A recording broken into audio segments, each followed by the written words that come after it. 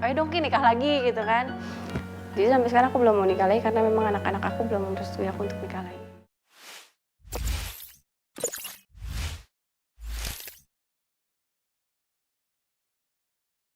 Apa kabar? Alhamdulillah baik-baik aja. Udah lama kita nggak ketemu ya? Dari zaman masih kecil ya Oki ya? Zaman SMP.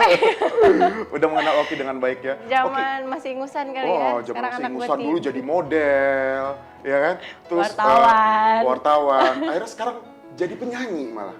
Sekarang Kenapa jadi apa aja gitu intinya nyari duit lah kalau sekarang. Oh gitu. Memang nggak dapat jatah dari itu bapaknya anak-anak. Kalau jatah bapaknya sih masih ngasih buat anak-anak, cuman kan untuk aku pribadi sendiri ya sendiri sekarang benar-benar jadi ya. Masa nggak dikasih sama sekali?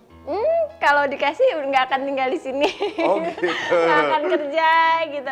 Ya tapi apalagi sekarang kan udah nikah, jadi aku udah tahu diri lah gitu loh. Oh gitu. Tapi ngomong-ngomong soal lagu, soal apa namanya nama grup vokalnya The Mantan. Oh The Mantan. Iya. Itu, kenapa mesti namanya The Mantan? Mentang-mentang itu personilnya mantan-mantan anak band semua. sebenarnya kalau aku di The Mantan sendiri aku udah vakum sekarang. Gitu udah. Oh gitu udah vakum. Karena kemarin sempat ada perbedaan visi dan misi, jadi dan aku juga ada kesibukan lain, jadi akhirnya udah deh daripada keganggu mereka sama jadwal aku, mendingan ya aku cabut dulu gitu. Oh gitu, baru tahu nih malah. Iya. Jadi sekarang kesibukannya main sinetron? Sinetron udah kelar, sekarang aku sebenarnya apa aja dicoba sih, yang penting halal buat gue kayak gitu kan. Sekarang lagi nge-MC ya, nge-DJ ya. Semuanya DJ. Semuanya gitu. Tapi lu merasa nggak setelah berpisah itu, justru sekarang lu makin berkembang ya? Semakin potensi dalam diri lu tuh makin oke. Sebenarnya kalau dibilang berkembang ya mungkin dulu kan orang taunya aku berumah tangga gitu kan. Setelah bercerai, gimana caranya aku harus bisa hidup sendiri, harus bisa survive. Kalau dulu kan mungkin mau minta duit tinggal minta suami. Oh sekarang minta sama siapa? Nggak mungkin dong. Jadi mau nggak mau ya aku harus cari kerjaan sendiri, aku harus cari duit sendiri. Dan memang bukan tipe orang yang bisa duduk manis di kantor 9 to 5 gitu, aku memang nggak bisa gitu. Dan kebetulan sama Allah dari zaman sebelum nikah pun udah dikasih bakat, dulu kan di model, jadi ya apa yang aku punya dulu ya dikeluarin lagi gitu. Tapi ngomong-ngomong, enak gak sih jadi istrinya superstar? Kok enak gak mungkin pisah ya? Enak gak sih? Sebenarnya gini, aku sama Pasha itu kan dari nol, dari kita memang sama-sama nol lah, maksudnya dari Pasha juga bukan belum seperti sekarang gitu kan. Ya enaknya ya mungkin ya siapa sih, perempuan mana sih yang nggak pengen suaminya sukses, banyak uang, tapi kan di satu sisi ada dukanya juga lah, pasti di mana ada suka pasti ada dukanya ya aku harus kuat ngadepin perempuan-perempuan.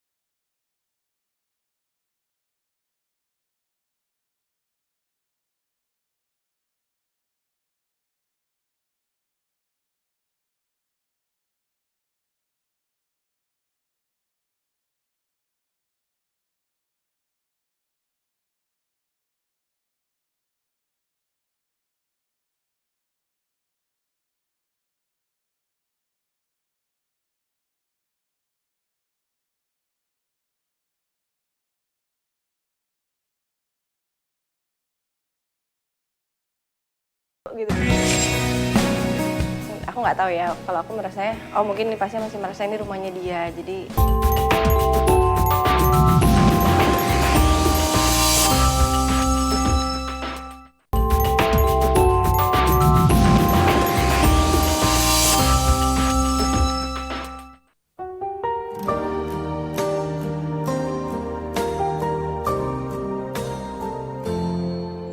Emang bener dong, berarti nggak tenangnya karena apa sih? Pasha itu boleh dibilang orangnya keras gitu, cukup ya keras lah gitu. Jadi mungkin ada setiap orang punya kekurangan lah, kekurangan dia memang dia agak keras dan ada sifat temperamennya yang bikin aku akhirnya angkat tangan. Bener. pernah terjadi tindak kekerasan itu yang seperti dilaporkan dulu, benar? Ya, aku bukan orang gila yang melaporkan seseorang tanpa ada bukti, aku bukan tipe orang yang mau fitnah orang lah. Apa yang aku laporin itu yang kejadian sama aku, itu yang aku rasain dan itu yang aku alamin. Tapi alhamdulillah loh, maksudnya dengan adanya kejadian kemarin itu yang aku laporin dia, mungkin sebelum-sebelumnya nih walaupun kita udah cerai tapi masih sering berantem, masih sering ribut, tapi setelah ada laporan itu akhirnya aku keluar membawa diri keluar dari lingkaran dia, ibaratnya lingkaran dari dulu kan aku masih di rumah dia. Hubungan kita sekarang lebih baik. Oh gitu. Jadi kita lebih bisa saling hargain, saling menghormatin. Terus juga nggak pernah ribut-ribut lagi gitu. Kenapa akhirnya Oki memutuskan untuk keluar dari rumah dia dan memilih kontrak rumah malah? Padahal kan udah punya rumah bagus-bagus loh, dia dibangun bagus-bagus. Ya itu tadi mungkin karena ya mungkin aku nggak tahu ya, kalau aku merasanya mungkin nih pasti masih merasa ini rumahnya dia, jadi dia kadang-kadang suka datang ke rumah marah-marah kayak gitu. Dan ya itu aku bilang, jadi tidak ada batasan antara apa ya, masih suami istri dan sudah bercerai itu kayaknya nggak ada gitu loh. Karena dia sayang kali sama kamu, Oki. Dan juga Kok nggak mau jawab sih, karena dia sayang kali. iyalah pasti kalau sayang, sekarang aku 5 tahun sama dia dan aku juga sayang sama dia, iya sayang gitu. Cuman kan kalau misalnya sayang tapi diteruskan tapi nggak sehat juga buat apa kan. Dan mungkin kemarin-kemarin suka ada omongan aja dari orang luar yang bilang aku ini matre lah, masih mau tinggal di rumah dia lah, atau dibilang benalu lah apa di situ. Aku bilang aku mau buktiin kok kalau aku tidak butuh apa yang dia kasih ke aku. Berarti aku bisa tinggalin ke rumahnya, aku lebih baik aku ngontrak sendiri tapi hidup aku tenang.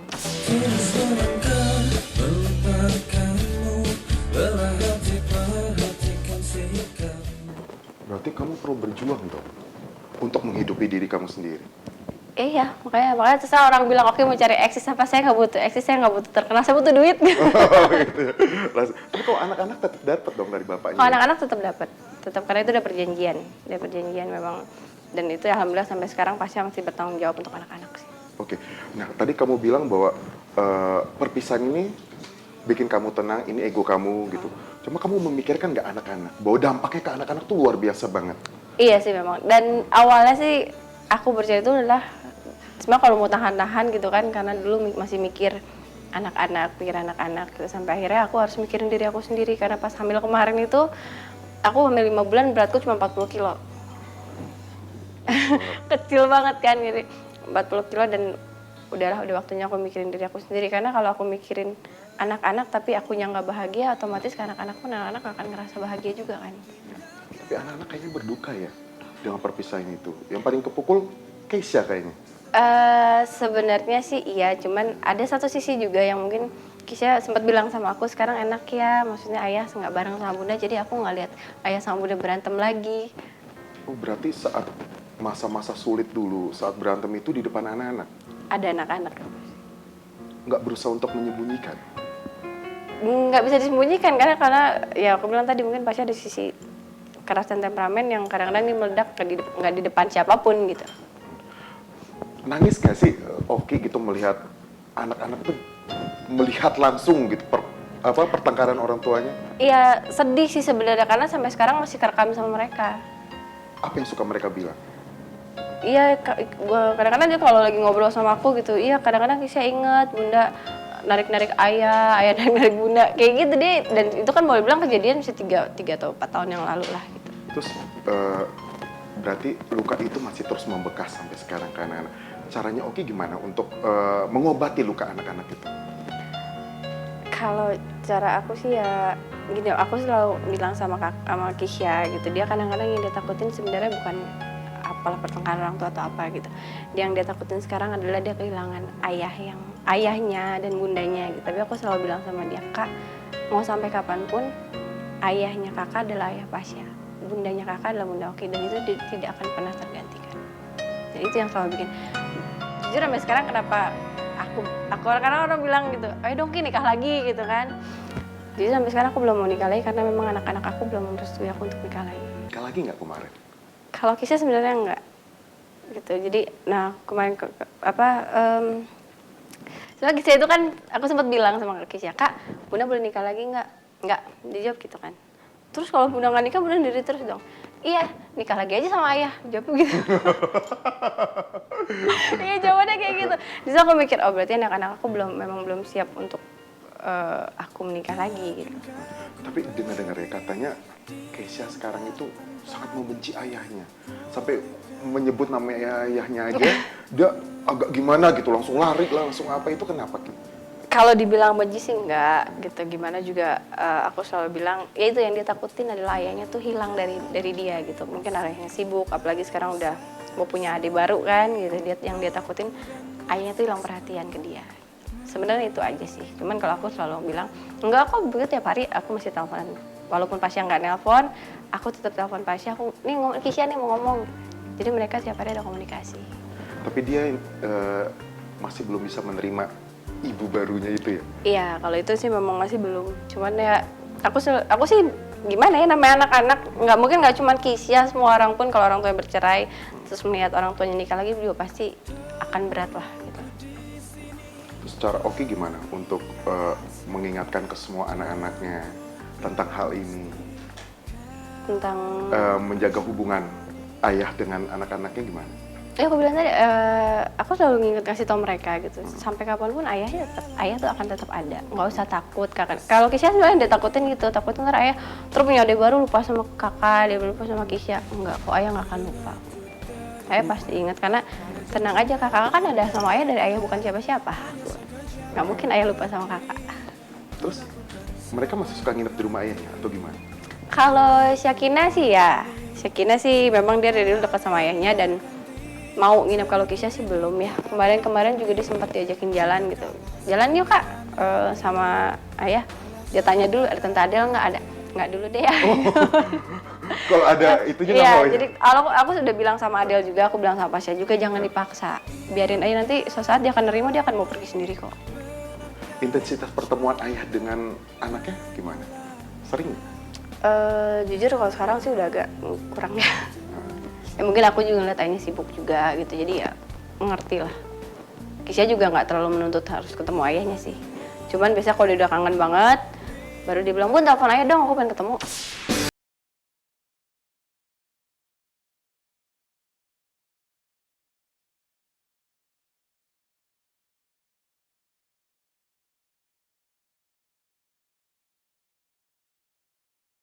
Kalau kita ngelihat ya, Keisha, anak pertama itu mirip banget dengan Pasha. Ciplak. Mirip banget dengan bapaknya. Semua itu bukan cuma muka, dari cara jalan, dari kelakuannya, dari cara dia manjanya, ngambeknya itu sama persis. Sama persis. Udah ada tanda-tanda yang Makanya cocok aku banget ngelihat Kisha tuh ini, aduh ini bapaknya banget, jadi udah tau lah nge-handle-nya gimana. gitu ya. Terus kan usia Keisha ini masih kecil, tapi dia udah jadi penyanyi. Itu kemauan Keisha atau kemauan ibunya atau gimana sih? Itu sebenarnya kemauannya Kisha juga gitu. Kalau aku sih dilihat dari awal, dari umur dia 4 tahun itu dia udah bisa nyanyi. Belum 4 tahun sih, 3 tahun setengah lah gitu. Dia dengerin lagu, dia dengerin, tau-tau dia bisa nyanyiin kan. Cuman saat itu aku bilang sama Pasha, itu kita masih bareng-bareng, ya Kisha kayaknya kalau jadi penyanyi lucu nih. Tapi kan kondisinya Kisha masih kecil, belum ngerti.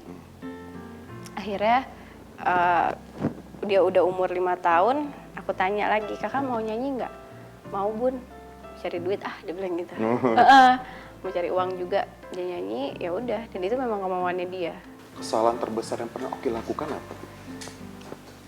Kesalahan terbesar yang pernah aku lakukan, kalau mau jujur nih, kasar sih sebenarnya. Apa? Kenapa sih suami gue harus naik? Oh. Dari hati loh. Aku dari hati loh maksudnya. Karena kalau, makanya aku bilang naiknya karena istri. Enggak, karena aku melihat gimana ya, aku dari dulu mungkin aku tidak pernah melihat seseorang dari materi. Ibaratnya aku menikah sama Pasha dari nol, dan di saat itu kita merasakan kebahagiaan walaupun memang hidup kita boleh bilang masih numpang sama orang tua, boleh bilang masih pas-pasan, tapi kayaknya kita jalannya bareng, nggak ada masalah, kita beresin bareng sampai ibaratnya nggak punya duit nih. Pernah ngalamin kayak gitu? Pernah. Nah. Pasha sampai jualan baju koko kayak gitu, dan dia dapat untung, dia kasih ke aku, Bun nih buat alhamdulillah ya Bun, kita dapat untung, dapat segini, walaupun memang nggak seberapa, tapi kebahagiaan itu luar biasa dibanding Bun RBT ayah gede nih Bun gitu, bisa beli rumah. itu kan akan jadi jomplang banget lah perubahannya. Dari hati sekali. Kalau gue mendingan gue susah tapi gue bahagia gitu, ibaratnya kayak gitu sih.